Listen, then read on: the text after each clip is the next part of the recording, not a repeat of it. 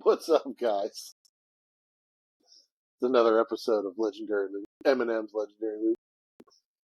I'm Mark. That's Maldo. What's up? We're talking about Star Wars still, and today's episode is going to be about our favorite ships. I have a few. He's got a lot, but we actually share a lot of these, so that's good. Yes. So, Maldo? So, I'm going to start from number 5 all the way to number 1. Number 5 of my favorite ships in the Star Wars world is Darth Vader's TIE Fighter. Nice. The reason why I like this ship, because, like I said, a lot of this don't have to do with the lore, per se, when it comes to me. I know that Mark, there's a lot of history behind his choices, his picks, but it's a representation, right? Because when I first started watching the Star Wars movies, everybody had that unique ship that was theirs, right? Think about Han Solo, you think about his ship. You think about Boba Fett, you think about his. You think about Luke Skywalker's, you think about him. Think about Palpatine, you think about fucking moons. That's Joel Moon. So you get a sense of it all, right? So it's always a representation of the character. So to me, my first one is Darth Vader's TIE Fighter. And to me, that was his representation of bad versus evil. You had Darth Vader, red lightsaber. Then you have Luke, X-Wing, blue lightsaber. They have their piece. So a lot of this goes, and basically it feeds off my favorite characters in a sense, right? So Darth Vader's TIE Fighter is the first one. I like the design of it. I thought it was cool. I mean, honestly, if you really look at it, I'm not going to say George Lucas was ahead of his time, but those are solar panels. He was fuel efficient. Fuel efficient. Darth Sidious was all about going green. He was going green with a red lightsaber. Yeah, I didn't see nobody drilling for oil in a galaxy far, far away. That's true, because they were feeding off the suns.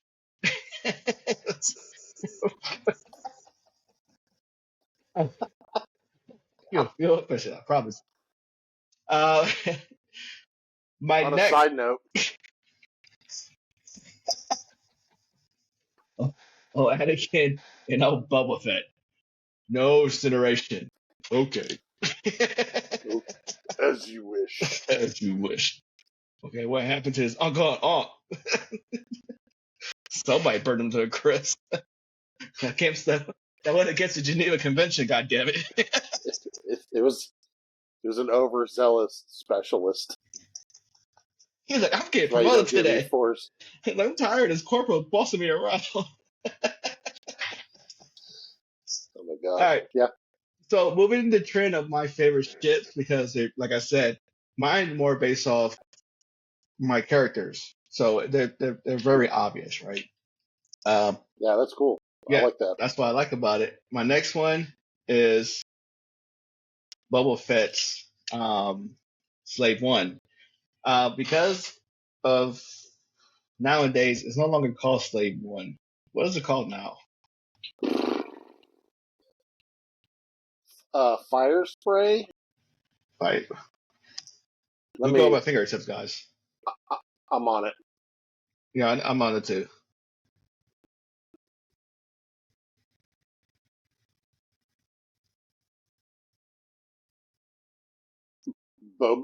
So it's a fire spray gunship. Fire so spray that's the 31 type of ship, but now it's called Boba Fett Starship. Boba Fett Starship. All right, but us older fans, we know it's a Slave One, right? We know it's a Slave One.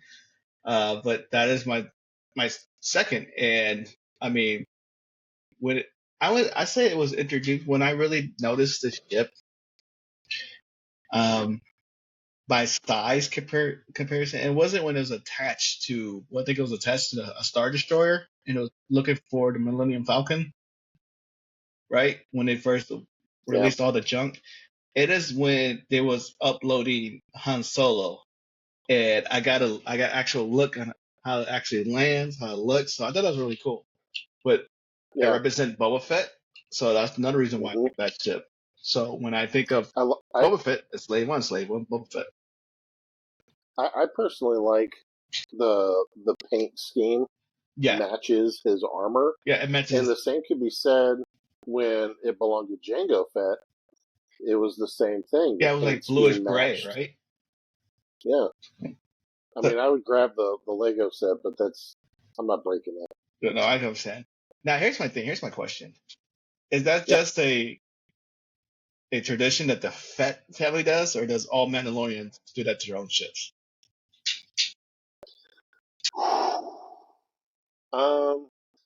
So if I remember correctly, again, not all Mandalorians are bounty hunters. So when it comes to them, they're all about their clans. Like that's their family, right? Essentially, like their extended family, and all of that. But a lot of their artwork is represented through their armor, their ships. So they can have very similar, like paint jobs, if you will. Right. So if you watch, I believe it's season 3 of The Mandalorian, they hijacked that Imperial light cruiser and they painted underneath the Mythosaur skull. Yeah. And I was like, that is like metal as shit. Like I saw that, I was like, woo! Like, dude, I jumped off my couch. I was like, yes, that's so dope. They're like, it's mine now, bitches. They tagged like, it. Could you just imagine? Yeah, can you imagine a bunch of Mandalorians just flying upside down, just spray painting it? That's so punk. I love it. That's cool, but that is something to look into, right? Is it all Mandalorians, or is it Mandalorians who are in the business of bounty hunting? Well, I mean, again, like just going back to Darth Vader's TIE fighter, like Anakin was very much a mechanic. He custom built his own pod racer when he was a kid. Yep. So who's to say that his TIE fighter wasn't his own personal touch on it? Like, here's your own TIE fighter. Like, yeah, well, I'm going to make this my own. Right. And that's what, like, why you like it is that's one of your favorite characters, and that's his ship. Yeah, that's his ship. It's the representation of him. That's Vader. Right. Exactly. As a representation of him. Mm-hmm. So technically, Vader is going green, not Palpatine. Sure. Whatever you say, buddy. but no, like with Slave One, that is a representation of Boba Fett. Exactly. The color matches. That was his father's ship, but now it's his, and he made it his own. Yeah. So that's the thing. Like the ship is a representation of that person, right? Just like when you got a car, where you got those people who got those souped up cars, you know that's them. Here come Marcus in this Chevy or Ford. I don't know what the hell you drive now. What is it, Silverado? What do you drive? A Nissan. Okay, a Nissan. Moving on. Well, you know what I mean, though, right? So my next ship. Yeah, yes. If I can afford it, yes, I'll have something that's all me. So my next one. Now everybody knows this one as older fans and newer fans. And what I mean by newer fans, because it was in one of the last episode, I think, of season 2, The Mandalorian, or season 1. Because people saw the lone ship coming out of nowhere. Oh, Luke Skywalker's X-Wing. That technically isn't Luke Skywalker's X-Wing. I see R2-D2 on it. No, that's just an astromech. This is some AI crap. You know what I mean. Okay, so a little something. I don't know if you know this or not, but you see on the wings, right? The three red stripes on the wings, right? So Luke's has 5. Really? Because he's red 5. Oh, Red 1, Red 2, Red 3. You just showed me Red 3 ship. But a lot of people don't know that. No, and you just taught me something new. That makes a know. lot of You're sense. welcome. I got you, bro. You got me. But again, let's go back. Yep. The X-wing, iconic spaceship, just like the Millennium Falcon, just like the Death Star, just like when it comes to Star Trek. What is the name of that ship? The Enterprise. There's a Yeah. unique feature that, like, when you see it, you recognize it. So the fact that this ship, not even a main character in the movie, not like anything that's major, but it's just there and everybody recognizes that shit. Like, oh, that's Star Wars. Oh, that's the good guys. That's the Jedi. That's the rebels. So I think that's really cool. The X-wing, the shape of it, everything, the way it expands from 2 wings to 4 wings, and I like the fact that the Rebel itself, the Rebel Alliance, all their ships are alphabet. Yeah, the X-wing, the Y-wing, the A-wing, the B-wing. I thought that's really cool. I love it. Yeah. Yeah, absolutely. So I mean, what's your next one? What's that? What's your next ship? Oh, I mean, I actually have a fun fact about the X-wing that we kind of talked about earlier for the fans. Yeah, is that the company that designed the X-wings in obviously the universe of Star Wars designed those for the Empire. Well, another company came up with the TIE Fighter. Well, the Empire chose the TIE Fighter because they're cheap, easily mass produced. There you go. And eventually, the company that designed the X-Wings sided with the Rebellion and gave the Rebellion their X-Wings. So basically, the Empire got Kias, and the Rebels got Yodas. No. The Empire got Saturns. A car that was designed to last 5 years. And it just incinerates. So my next one is obviously everybody's top 5, everybody's favorite in a sense. It's the most recognized ship, minus the space station, the Death Star. Everybody's seen this. It's been in every single fucking movie in Star Wars. The aluminum fucking. The Millennium Falcon, aka the aluminum bucket. I'm gonna get us T-shirts made with that. You should. You definitely should. That'd be funny. That would be funny. Yep. No, but I mean, look at it. Everybody, that's one of the coolest ships ever made.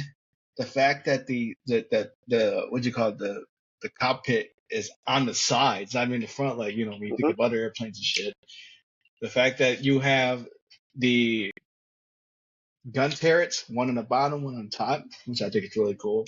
And I mean, if you look at I choose this picture because it shows you the inside of it. Like it looks like it could be people could live on it. Like, you technically don't need a home. It has everything in there for you. You can land that's a fucking camper, a space camper. You could just go on the road and just park wherever you need to park, and you're good. Yeah, your bathroom and everything. I mean, it is the fastest hunk of junk in the galaxy. It goes, what, 5 parsecs? Or 3? 12. 12, that's right. 12. The big old piece of junk. Yes, It is a piece of crap. Has cargo space. Remember when they were hidden when they got into the Death Star? Smuggler space. Yeah. Well, do you know what that ship was originally designed for? No, I don't. So you see the 2 pokies up the front? Yeah. It's basically a space tugboat. So, no, for real. So they have like cargo, like basically space connexes. Mm-hmm. And those 2 fork ends like hook onto them, and that's why the cockpit's on the side, so they can see where they're going, and that's like transfer cargo. Oh shit! I didn't know that. See what I said, guys? He's all about the lore. I'm all about the aesthetics. Like, this is really cool. Yeah, I mean, but that's just one of the many uses of that type of ship. Right. The YT, oh my god, I can't remember. But yeah, it's a Corellian ship, and there's different modifications. You can actually have the cockpit in the middle. You can have it on the other side if you wanted. You can have different engines. Yeah, it's very customizable, and it's pretty dope. That is one of my favorites. Yeah. And again, I don't care if you've never watched Star Wars, you know what the hell that ship is. Oh, you do. When you see that, you're like, you already know what it is. You Yeah. might not know the character name, but you know that ship. You know what uniform is uniform, what universe is from, what movie series is from, the franchise, everything. But that is my number 2. A lot of people like, oh, best number 1 is the fucking Death Star or whatever. My number 1 is the ship that was first introduced in Episode 4, and it was the one Darth Vader was on, the Imperial Class 1 Star Destroyer. Now I'm going to show you images that show you all the different class. Obviously, the Imperial 1 class or Imperial Class 1 Star Destroyer is the biggest one. But to me, that was like, it's like the only way I could put it in perspective for fellow veterans to understand. That's like the representation of your brigade. Like for us, the first of the 506. That's what that ship represents. That's everybody, the top dogs. But I just like the fact that it was his own battleship. It was his own basically section of the Empire that was part of the Death Star. But I mean, Vader operated out of there. A lot of the Imperial class officers operate out of there. What was it Thrawn? He had his own. They all had their own. Like that was a representation. If you made it to the top as one of the top officials in the Empire, you had your own fucking Star Destroyer. So that's like saying that's the equivalent of a captain back in the good old medieval time. Oh, a pirate had his own captain, his own ship. He's the captain of the ship. Jack Sparrow with the Black Pearl, stuff like that. You have your ship. So this right here was like, you made it. This is yours. Yep. This is your baby. This is what you are commanding. These are your soldiers. So that was a representation of somebody's strength, power, and influence. And when you look at it, it's like, okay, fucking Vader, somebody's coming and important in that bitch. Because if it was a TIE fighter, people are like, oh, we got a couple stormtroopers chasing us. But you see that motherfucker, you're like, oh shit. Yep. So it was always my favorite. I also like how Vader eventually gets his own Super Star Destroyer, the Executor. Right. Oh, right. That thing's You want to talk about the regular Star Destroyer being like its own like brigade or battalion or whatever. Right. Like this thing was its own base. Yeah. Like this is the division. It's the division. Yeah. But yeah, like Grand Admiral Thrawn, like he had his own Imperial class Star Destroyer. Right. It's like when you're up there, you get your own fucking shit. That's like badass, right? Yeah, absolutely. Right. So I do have an honorable mention that I do want to mention, and the reason it's an honorable mention is because I was able to operate in this as a player. So I was in the Star Wars world. It was a Jedi Fallen Order game and Survivor. It is a Mantis. I just like the fact that you could customize it, the way it looked, the crew you had behind it. It was, to me, it looked badass. It kind of looked like a muscle car, but for a ship. Does that make sense? Yeah. Right? Yeah, absolutely. Like an old school Ford Mustang or Chevy Corvette. Yeah. It just looked like a muscle car. And I'm like, oh, this is sweet. We could customize it. We could walk into it. We could do what we wanted it. So the fact that we were able to control this as players to a video game and it's canon to the Star Wars universe, I thought it was. So that's my honorable mention. I like in the game that you can like customize its paint jobs and stuff. Exactly. That's so cool. Yeah, that's always fun to do. Oh yeah. Hey, can you go back to the Star Destroyer for me real quick? Yeah. So, what I like about these is how it's a new version of the Republic's Venator starships, the big ones. And you know how, like, on the top it's got two little, it looks like it has two bridges, essentially. Right. Can you find a picture for me? Let me see if I can find one. Yeah, give me a second. Yep. Venator. I should have added that to my list because I love that thing.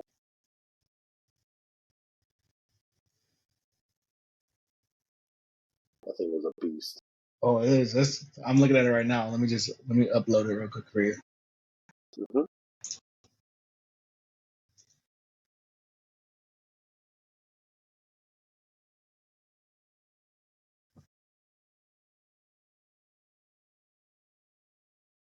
Where'd you go?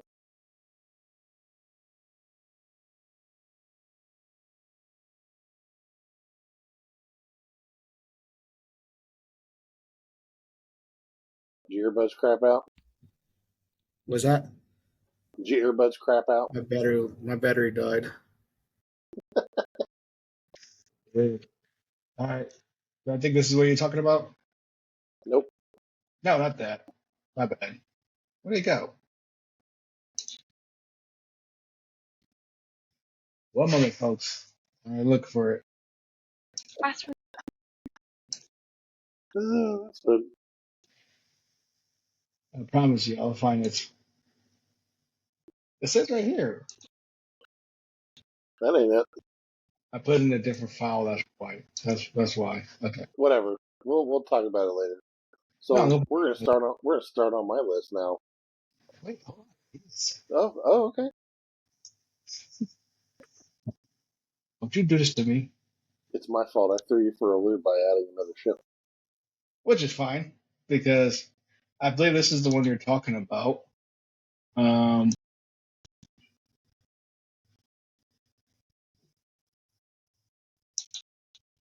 This one right here. Oh God, no.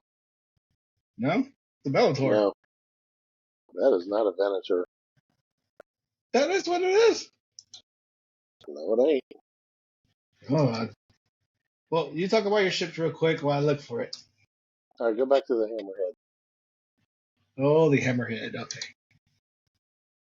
Good old Hammerhead. So yeah, I'm doing a top three. So my number three would be the Hammerhead Corvette. Like, this thing's been around since the Old Republic, and this thing Yes. is just it's a freaking tank. It's just like,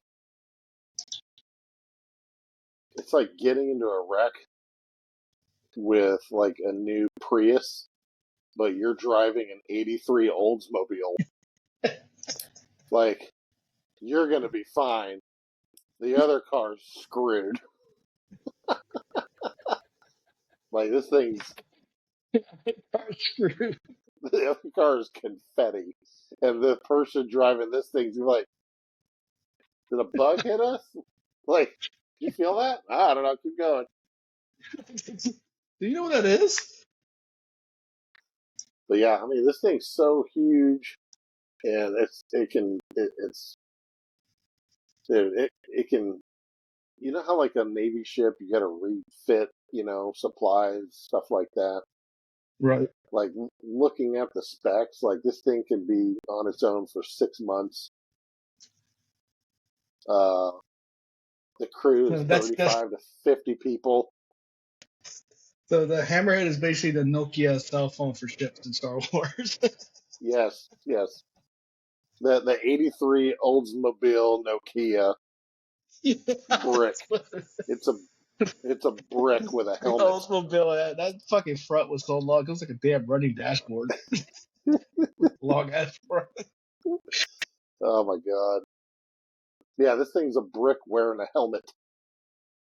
Uh, but no, like, one of my favorite scenes using it is in Rogue One, where they call it up to smash into a freaking Star Destroyer into another Star Destroyer. It's it's epic. But yeah, I love that one so much. It's a No, classic. it is, and the fact that it just looks funky. I mean, it looks like what its namesake is. It looks like a hammerhead. Yeah, I get it. I get it. Yeah. Now, is this the stuff? I'm gonna bring up the Venator. Is this it right here? Yes. Yes. So the you see how it's got two bridges on the top? Right. Like one was for coordinating the starship, like starfighters, and the other one was controlling the ship itself. Oh. And then that big red area in the middle, those are doors. Those are two long ass doors that open up like lengthwise, and the hangars for the starships are inside there, and they fly out. Oh, that's badass. There's a lot of cool stuff. Like if you watch Clone Wars, I love those ships so much. But yeah, those are Jedi cruisers. Mm. I can't remember the which names, but like Anakin has one of those. Obi-Wan has one of those. Like they all have their own. So it's pretty dope. Yeah, I mean, if you want to go to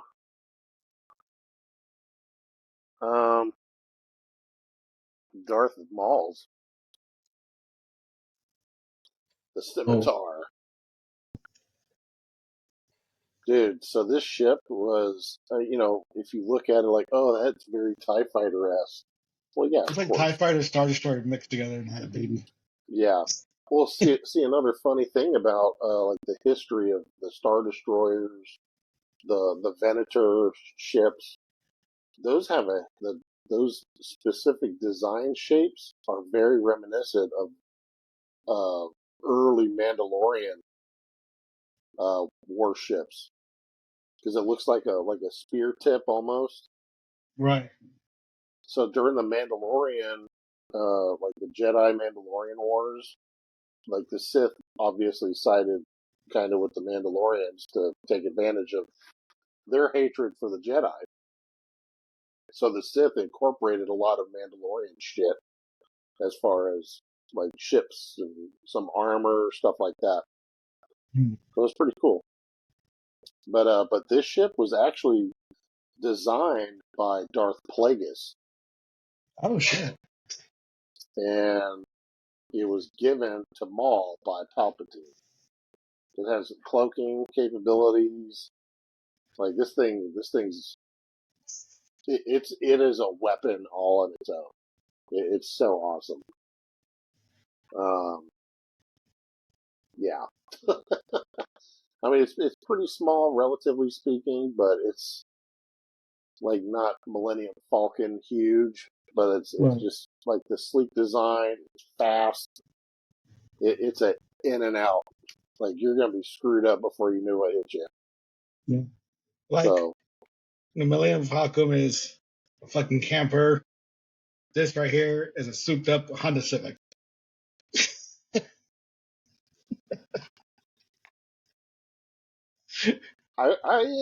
yeah, Yeah.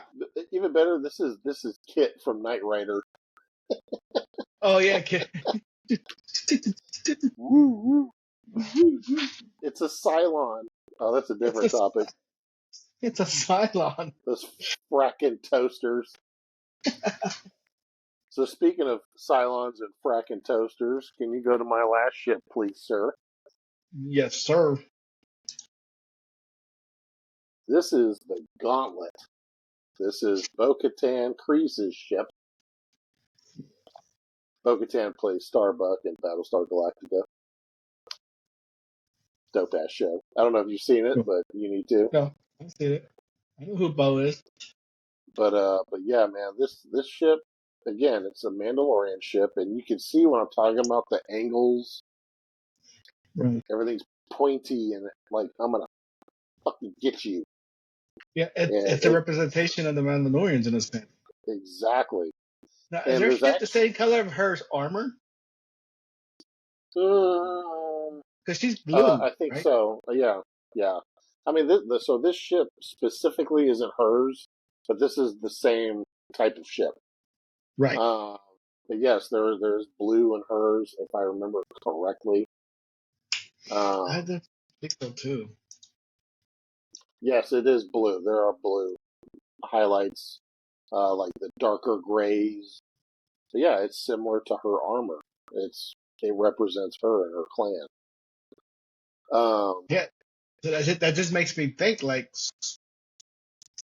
the Mandalorians. I can't say words right, but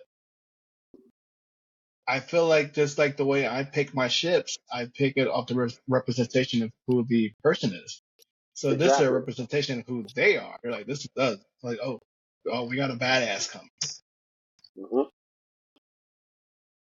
I mean, look at Din Djarin's first Razor Crest. It's very similar to him. Right. I mean, that would be so. Your honorable mention is the Mantis. Mine would have to be the Razor Crest That Razor Crest is because, such a cool. Like it is. It's iconic too. and not only like, I mean, it's not a Mandalorian ship. It's just his ship because it's useful for what he does. So again, not all Mandalorians are bounty hunters, but him doing that, like him being a bounty hunter, is his way of providing for his clan. Right. Providing for that group, and so it had its own carbon freeze for catching bounties. Hmm. It had its own, a huge weapons locker. That was his house. Like, you want to talk about a flying RV? That was just a newer one. It was just. It was. It was just a newer one. It's from. It's Yeah. from National Lampoon. Roll them up. I mean, honestly, like looking at it, I mean, it's a cool ship, but it's still a hunk It of is. shit It's because badass. it's pre-Empire. So Hmm. that alone had its uses. Yeah. And it's just so cool, and it's become so iconic, and I love that. Well, It's like heavy duty. It's like heavy duty, but in a smaller, compact version. Heavy duty yeah, ship.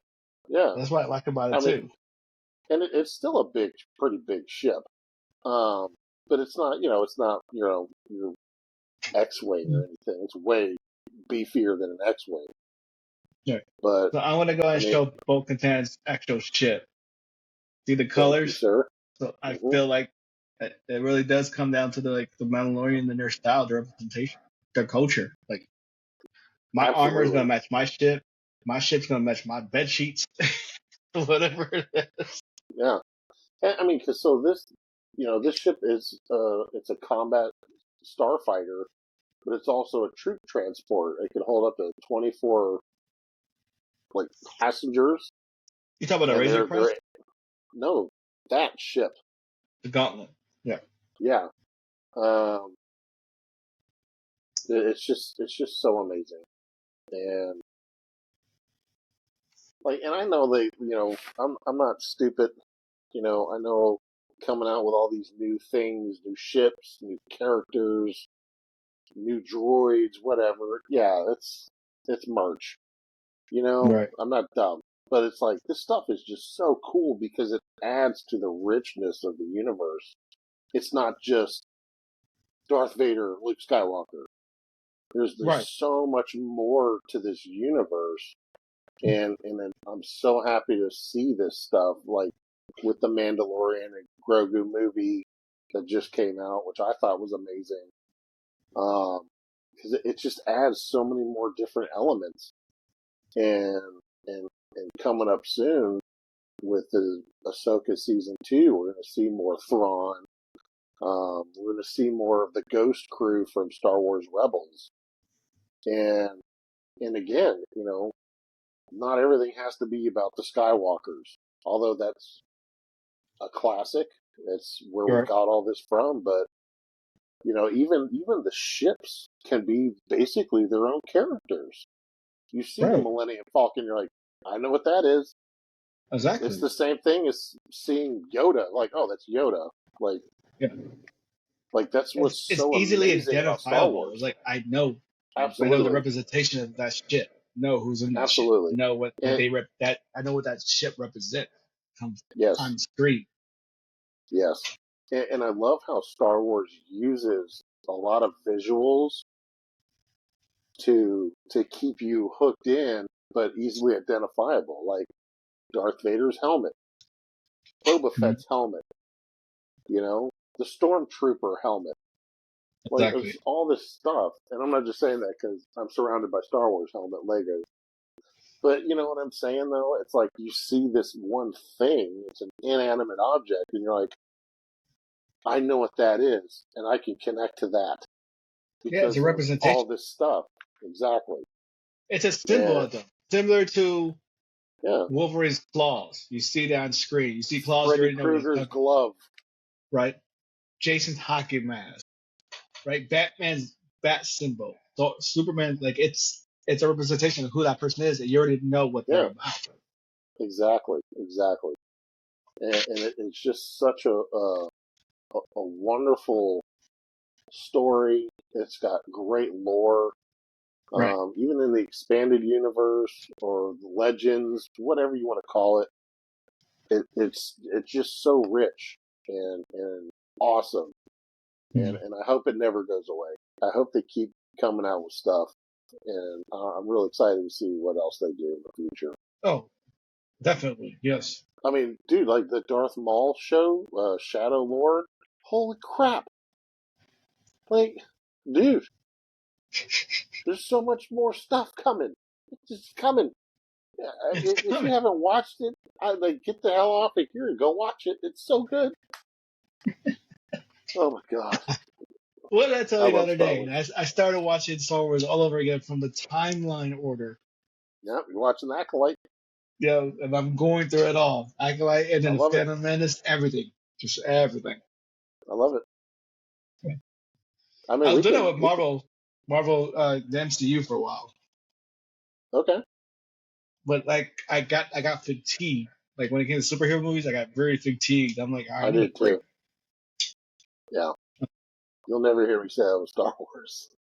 No, Star Wars is Star Wars. I'm giving my wife some Dragon Ball fatigue right now. I could tell. Oh, We're in the Boo saga right now, and there's moments where I could tell she's like, hurry up. I'm like, it's okay. okay. Just I stick it understand out. that part because when I was watching the Saiyan Saga, Planet Namek, Frieza, all that stuff. When after the Cell Saga and the World Tournament, all that stuff, when I got to the Boo Saga, I was a little burnt out too. I took like a 2 months break. I was like, you know what, let this episode Yeah, collect, and I'll come back and watch it. I got kind of burnt yeah, out on it. I got burnt out on the Boo Saga too. yeah. We'll talk about that later. Yeah, That'll be of next course we month. are. Of course. When somebody commented on one of our episodes, as soon as we got to do video games, which we have to do that too.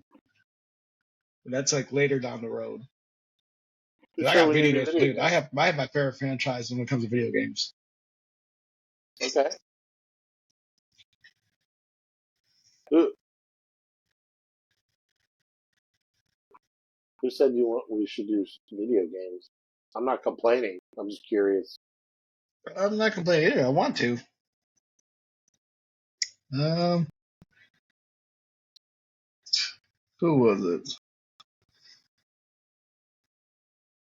And I wanted to reply like, yeah, we're going to do video games soon. But my phone is dying. It is You did not always. prepare for this. There we go. Disconfused.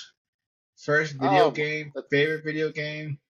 that's my buddy Tyler. What up, Tyler? Tyler, most played video games. So they definitely want to do that. And then Okay. Shadow of Sotic Stoic. they gave us a thumbs up for great episodes. I appreciate that. So Yep, shout that's my out to buddy them. James. Yeah, Hey, shout out James. to James and them. Shout out to them for you know supporting us in this. But just I think it's amazing that we have people who actually reach out and they give us feedback in a sense. Yeah. Not like somebody I know that says this music blows. That was my comment. Yeah, that was a good comment. Which is Because fun. it blowed. Yeah, it did. But we're working on it. We're still young and new, and Yeah, we're we're still figuring new it with out. this program. Yeah, I got a new mic coming in right now. My buddy Tyler gave me a couple of these that I'm using right now. So uh, I'm gonna have a new setup by our next episode, and hopefully that'll kick ass. And we're just getting better over time. Um, Maldo needs some better lighting Yeah, because I he know. looks like he's in some dungeon. It's literally my game room. Okay, you need a light on your face. You look like you're Look. wearing So let makeup. me put down the camera. My library with some of my action figures back there. Oh, Boop. that's cute. And then if I move that way, my mini fridge. Good, My good. Xbox is literally right in front of me. What do you got? What you got? Huh? What you got? Huh? Huh? Huh? Huh? Huh? Huh? Oh, Huh? I see. I see. I have my collections here. I got my collection of comic books. That I reminds got me. Hold on. just like Disconfused. Hold on, I'm not done yet. Shout out to Disconfused. Like I said, games for days. Okay. Oh, that's awesome. So going back to comic books. So when last weekend here in Conroe, we had like a mini. There was like a anime convention, kind of, and I got a couple things that ugh, I haven't taken them out of their wrappers yet. Oh, but they're so cool, dude. So they take they're basically doing what I want to do to my coffee table when I get it. Right. So they take comic books and they do like Mod Podge or whatever, and then they make frames. So cool. So this is all Clone Wars comics, and that's a comic. That is And really cool. then I got an Invincible one, and this is a variant cover. And so what they did is so like the fists and stuff. Mm-hmm. That's not a part of the original comic. The dude actually cut out the fists and like laid them over it to make it more dramatic. More And of a dude, pop. it's so cool, dude. It's so cool. And actually, I'm not gonna lie, I kind of want to give him a shout out. I got him on Instagram. Oh, definitely give him a shout out, bro. Um, I should have prepared better for this.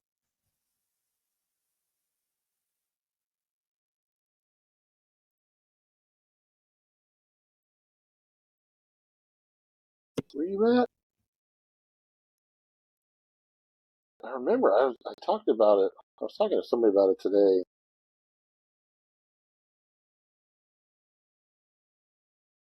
I'm gonna get all excited when I find it.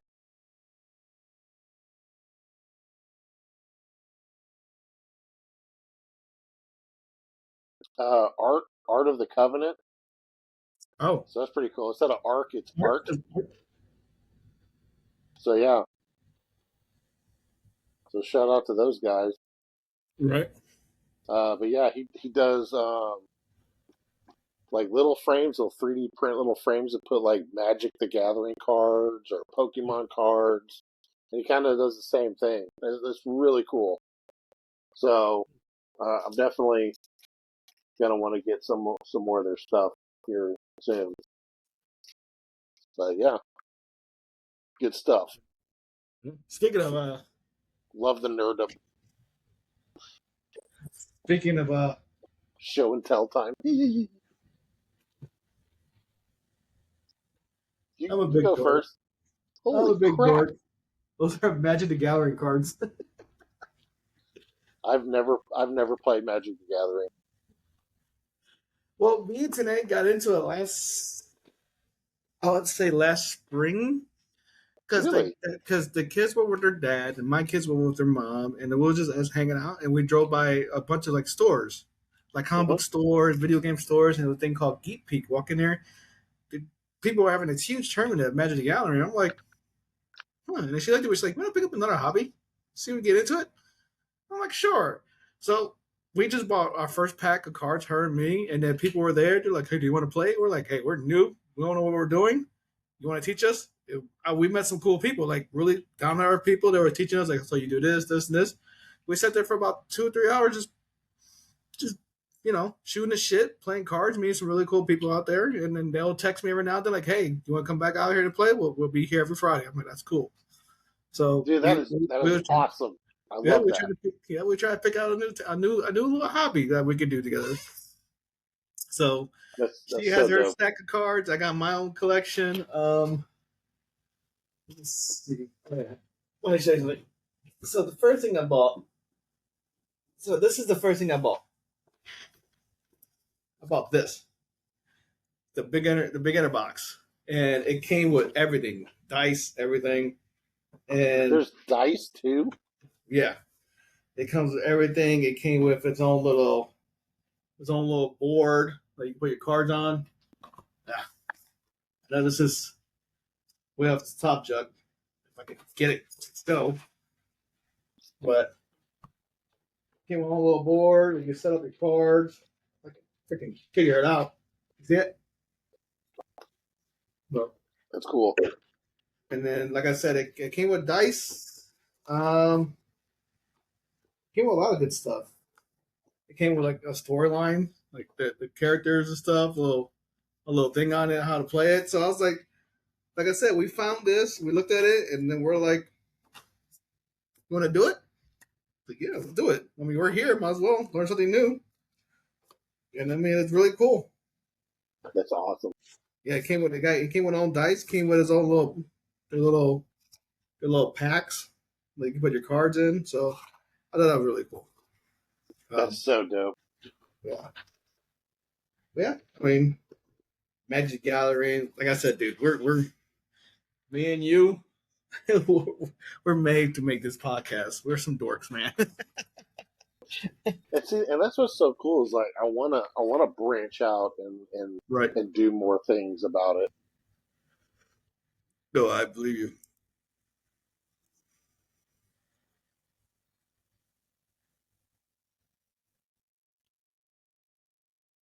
So you want to see something cool? Yeah, go ahead. Talking about Dragon Ball Z. Yes, sir. When Anna came to visit, before she got here, she got me Napa's autograph. And I love the pose of when he destroyed the planet. It's to me. It's to Mark. It's to Mark. Now, which Napa is the actual voice actor or Abridged? Vegeta. Oh my god! It's the voice actor. I'm not gonna lie. The Dragon Ball Z Abridged Vegeta or Napa by far the funniest. How much of the bridge have you watched? I just watched clips of it, like little clips. I haven't like sat down and watched all of it. I need you to find the boo bits. Dragon Ball Z Abridged boo bits, since you're on it. Because you know when Trunks and Goten fuse and they make little ghost version of themselves? Mm-hmm. There's one of Vegeta. And Vegeta's like, "Why am I here?" And then they're like, "Oh, we wanted you here. We also got our uncle." And they show Napa. He's like, "Vegeta!" He's like, "Oh no." Vegeta's like, "No." So you gotta watch it, man. And that scene had me fucking dying, man. I was laughing so hard. See? To battle her fatigue, have her watch a little bit of Boo Bits. I do show her a few things. Like I showed her the one where it's Tien and Cell. He's like, your power level is nothing. You're no android. You're no Super Saiyan. Tien's like, fuck power levels, fuck Super Saiyans, and fuck you. Oh my god, so great. What I love the most about Tien and Dragon Ball Abridged is how him and Vegeta have that rivalry. And even Krillin was like, "You know he could kill you, right?" And then Tiana's like, "Yeah, but at this point, if he does, he lost." See if he gives him shit. He just gives him shit all the time. He's like, "Oh, you're a Super Saiyan." We're gonna have to have a whole month of Dragon Ball. Oh my god, we are, including this stuff. So, yeah, of course, man. But no, I recommend watching Dragon Ball Z Abridged Boobits. That scene with Napa and Vegeta. He's like, "Oh no!" And Napa's like, "Vegeta!" I was like, "Oh my god!" Oh my god! I'm telling you, man. All right, bro. So I before we get off, I feel like I'm not gonna say I feel like, but I did learn some cool stuff, especially about the X-wing how they originally was for the Empire. I thought that was cool. But, Darth Vader wanted to be more fuel efficient, and cut costs. I thought that was cool. Learning some lore behind some of these ships, and then having our deep conversation when I said, "Hey, the Mandalorians, do they represent their ship the same? They represent everything else." I thought that was really cool. Yeah. But no, definitely, I feel like if our listeners are not that deep in Star Wars, but they listen to the last episodes and this one, I'm pretty sure they learned some shit, and I'm pretty sure they're like, okay, we're bigger fans, so or we want to watch more of it. So I think that's really cool. But I have nothing else to say. Yeah, I'm good. Until next time. Yeah, until next time. May the Force be with you. And this is the way. See ya.